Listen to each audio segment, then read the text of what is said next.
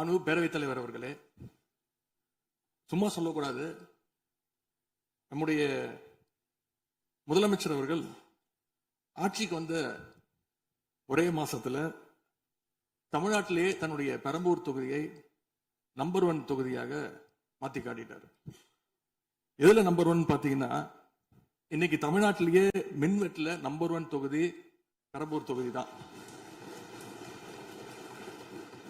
அதுவும் ஆளுங்கட்சிக்காரங்க என்ன தெரியுமா பேசிட்டு இருக்காங்க, அண்ணன் பவருக்கு வந்தா தமிழ்நாடு மாறும்னு பார்த்தோம், ஆனா அண்ணன் கைக்கு பவர் வந்த நாள்ல இருந்து தமிழ்நாட்டுக்கே பவர் போயிடுச்சு அப்படின்னு இன்னைக்கு ஆளுங்கட்சிக்காரர்கள் பேசிட்டு இருக்காங்க.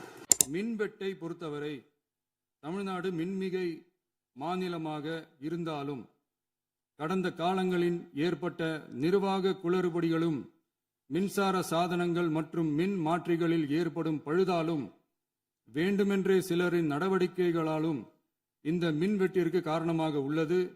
மின் விநியோக மீட்பு நடவடிக்கைகளை ஒருங்கிணைப்பதற்காக எதிர்பாராமல் இரவு நேரங்களில் ஏற்படும் மின் தடங்களை விரைந்து சரி செய்வதில் 10 உயர்மட்ட கண்காணிப்பு குழுக்கள் மற்றும் 125 சிறப்பு மின் தடை நீக்க ரோந்து வாகனங்கள் வழங்கப்பட்டு 24 மணி நேரமும் கண்காணிக்கப்படுகிறது.